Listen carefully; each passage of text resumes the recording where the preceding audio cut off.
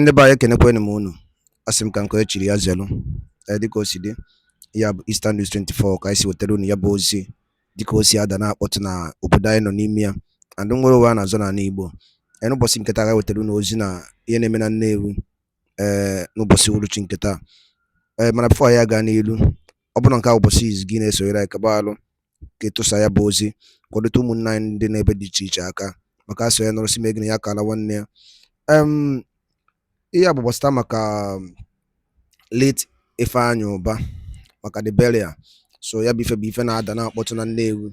So a na-ekwu na ndị Nnewi si na amanyi ya na befa. So gee ntị gị na ya bụ ife ka ịnụ ka o si ada. The people of Nnewi have come out to say that Ifeanyi Ubah, who died on the 27th of July 2024, would not be buried in Anambra State. His dead body is rejected by his people.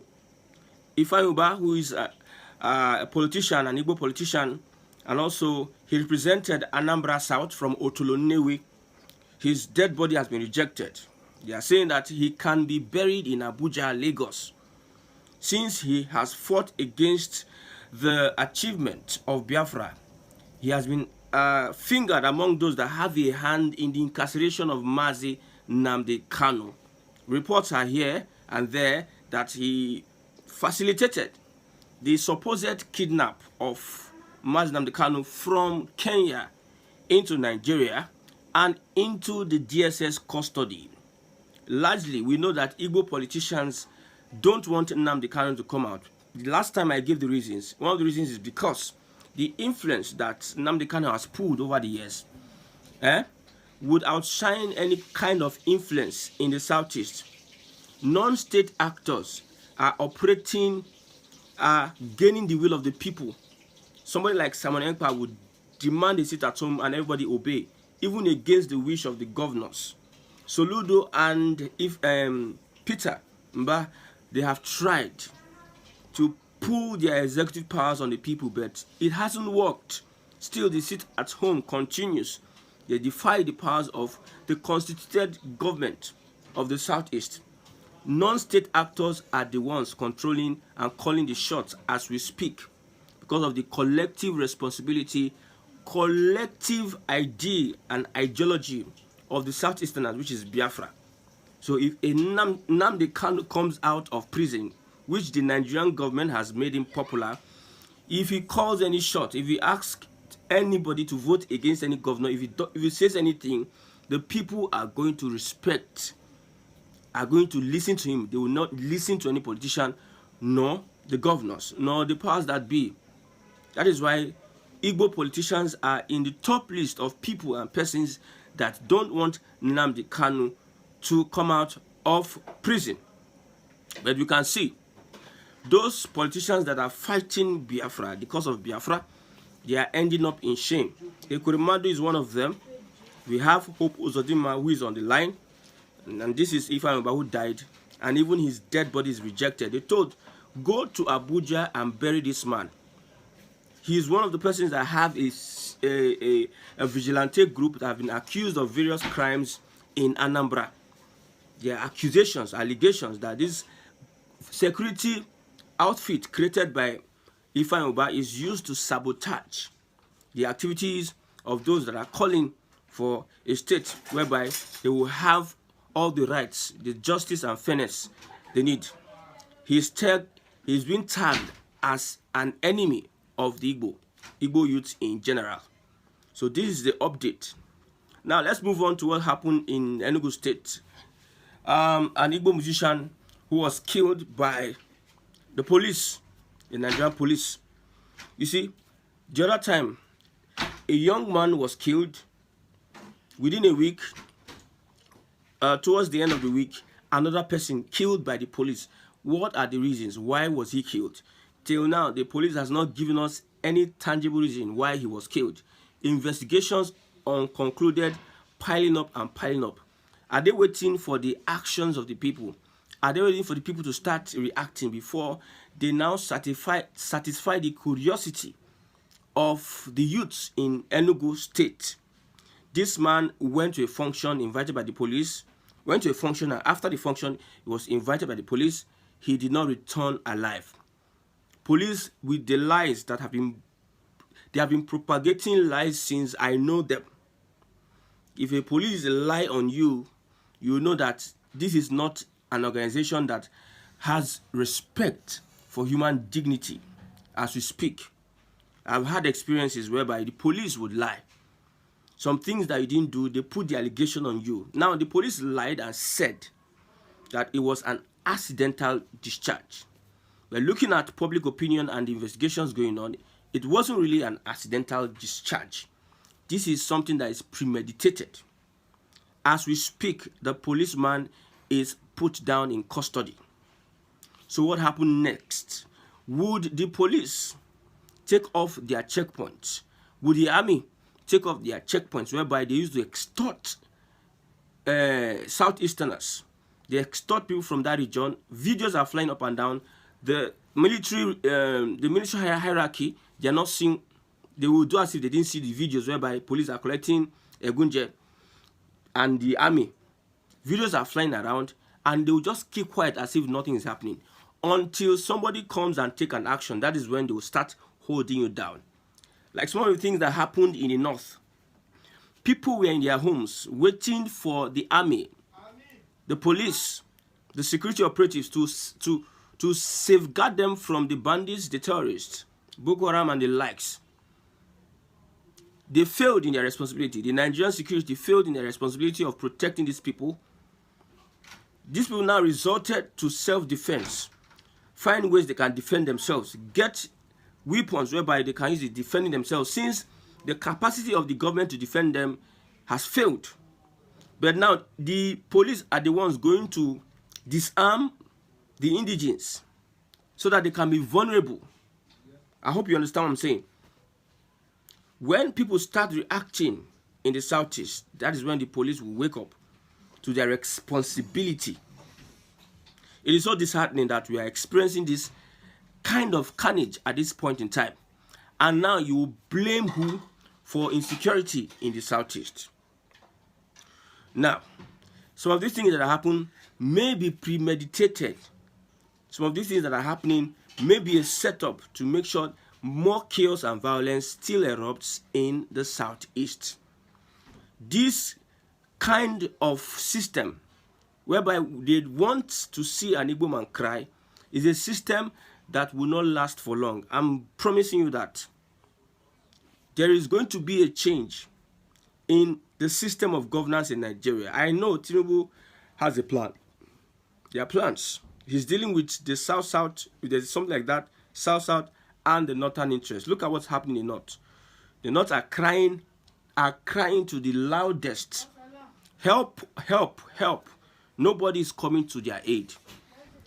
The whole of North, if not whole of North, most parts of the North are in darkness. They are the ones suffering.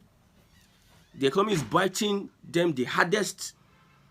Man, I pity for Northerners. Although they are the ones that have been ruling the country over the years. They've had senators, they've had presidents, they have anything, generals, but yet they are backward. Look at somebody from Sokoto coming to say that let Sharia become a national thing.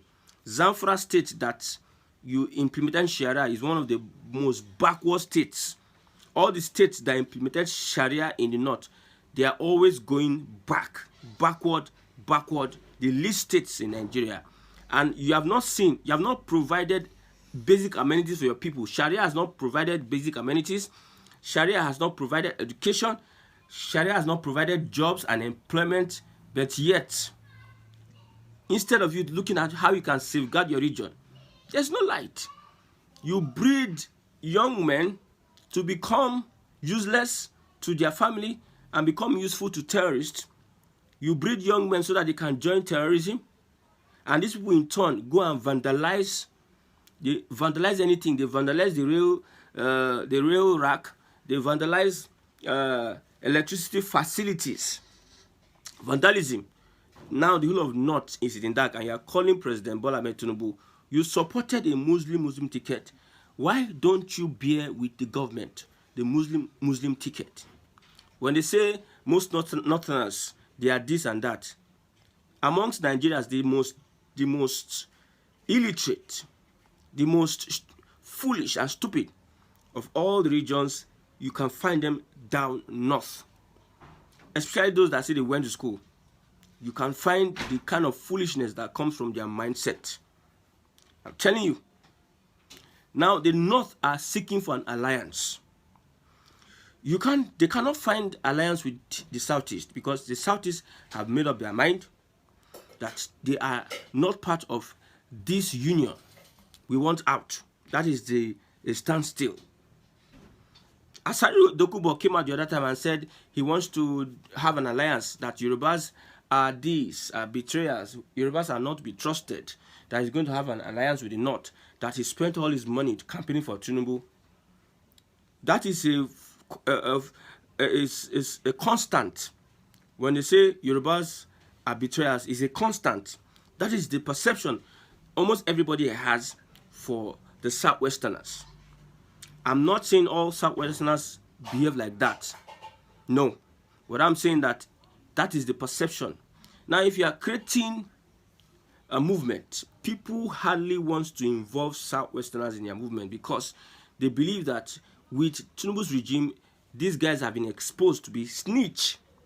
Look at what is happening in the Labour Party. Look at how some of these Southwest guys just wants to destabilize the party with the help of their Edo brothers. That is Abure and co.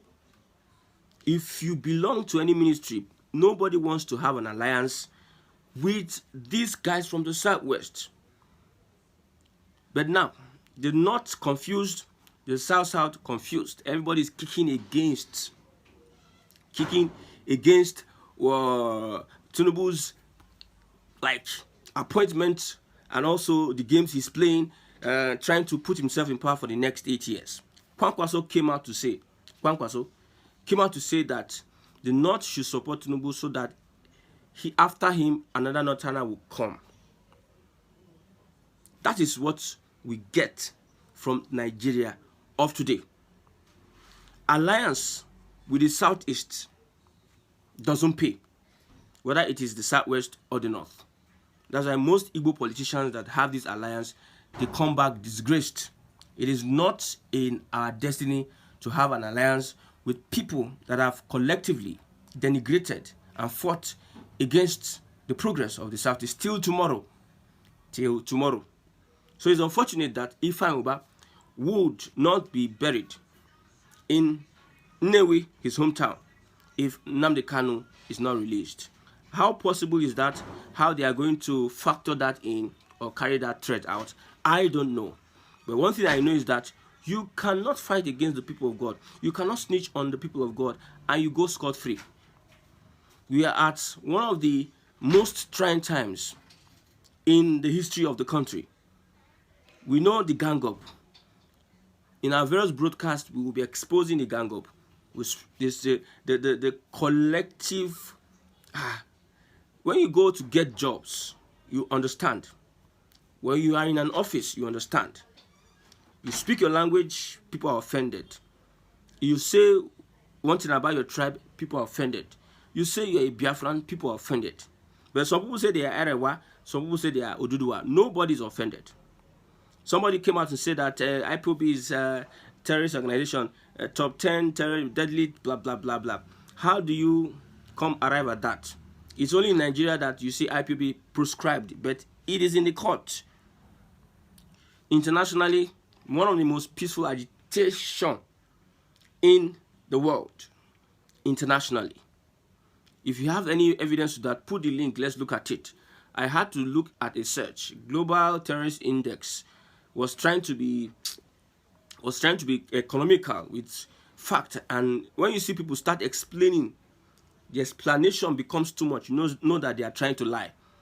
There's no truth in what they are saying. So the Global Terrorism Index was trying to explain how they were trying to rectify, clarify how they put IPOB as amongst the 10 terrorist organizations, blah, blah. When you go and do your search, you see that there's nothing like IPOB, but you see Boko Haram. You see Boko Haram. So when you say I am a Biafran and I am an IPOB, people are just triggered at what? But when you denounce yourself, like Ekwureme Madu, the politician, the Southeast politicians are denouncing themselves, and you align with the powers that be, the status quo, they see as a better person. They were preparing Ifeanyi Ubah to become the next governor of Anambra State as an APC person. You can see these guys are terrible. Politicians, Niger politicians, Southeast politicians are the worst of all Nigerian politicians. If you are looking at politicians from regions, Southeast politicians are snakes, are the worst of all. These guys, I doubt whether they are Igbo or they represent the interest of anybody, if not them and themselves. Look at what Akpabio is saying. He wants to convert to a Muslim because of power. How dirty these guys can go, how low these guys can go. No integrity, no honor, no nothing. What are you using these things for? You use it, you buy a house, you buy cars and everything. Any day when you die, look at Ifeanyi Ubah. When you die, you go nowhere. Look at Ifeanyi Ubah. All the things he has acquired, where is he taking him to? Capital Oil, where is he taking him to? Somebody else is going to take over that company. At the end of the day, you die, you go with nothing.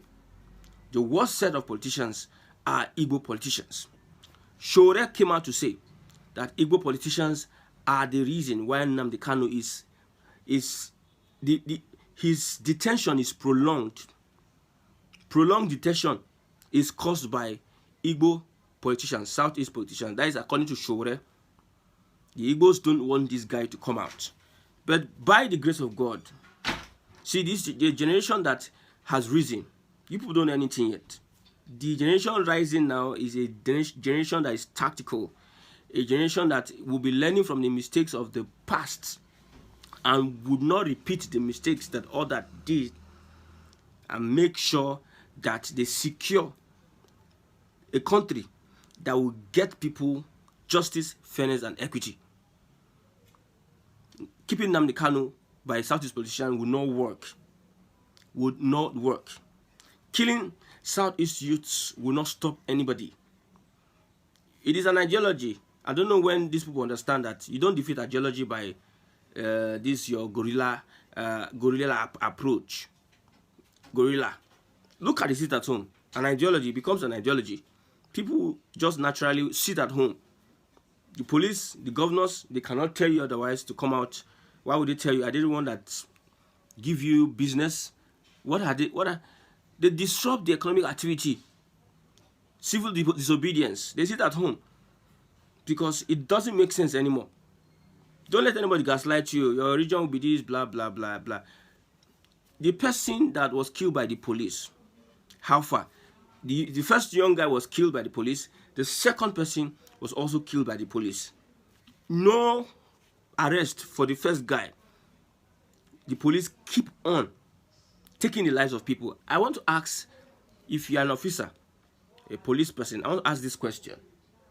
If I see an officer infringing on my right, and he's having a rifle and he wants to kill me, how do I defend myself? I'm before an officer, and the officer wants to ride on my rights, wants to overpower me, wants to treat me, and he has a gun and is willing to take my life. Remember, God has given us the right to life, and we must defend.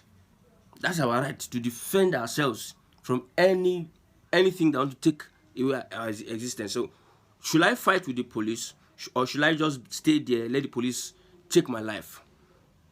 That's the case of this Ogene man that was killed. If he had defended himself and probably caused harm to the police, what would be the story? There's nothing, no matter what you do, don't do this. But how would I defend myself from being attacked by a policeman who is willing to kill me? How? Should I run away? Or should I take the easiest route whereby I defend myself, make sure that I'm not killed? Whatever. If I'm in that situation, I'll make sure that I am not killed. Now he's killed, his loss. The loss of his family because of one trigger happy policeman. Most people have been killed and there's no justice for them. Most people have been killed. No justice. Some people will just be kidnapped, taken away. NYSC coppers some policemen took money, I think it's 1 million from them. 1 million. They took them to his, they didn't know they were recorded. They took 1 million illegally. If not for that recording and the pressure, you see, one thing in this country is that you start telling the people in power to what they will do. They will get advisors, they pay them extra costs, they pay them, give them security, special advisor 1, special advisor 2. But yet, these advisors are not telling the president what to do. It is the people that will not be telling the president, the institution, the inspector general of police, the DSS, the army, what they need to do, alerting them on the things that are happening. If not for the pressure from the public, the police will have overlooked it, like they overlooked the first young guy that was killed in the southeast. Within a week, 2 people. And the second one, former governors of Enugu State were crying because of that young man. That young man, if you watch him playing the organ, you will know that we lost a talent. And now, Samanekwa and his people are not saying there's going to be a sit at home. I don't know if sit at home will work at this point in time. I don't know. I don't think sit at home will work. I don't think sit at home will work for this kind of a thing. Let the governor, let those in charge, let them show the people that they are serving them, and make sure that the police, the person in charge of that team, that they should scrap, they should face the rod of law, an eye for an eye, tooth for a tooth. You kill somebody, you also will be killed. Yes, let it go like that. Because the guy he might be the breadwinner of his family, he just wasted his life because some people want to be stupid and foolish. Lawlessness, when we say lawlessness, lawlessness. So, for Ifeanyi Ubah, I don't know, your people have rejected you wherever you are. Even our ancestors will drag you in the grave. If you are guilty of all these allegations that you worked against the interest of Biafra, Ekurimadu is there cooling off. It remains some people we are watching. Ngwadaro nenu una anụgonu ka o si ada ihe nwanne anyị kọwagasị n'iru akwụkwọ ka ife were ikwu drọpụra your own comment ka emesịa ndị Igbo.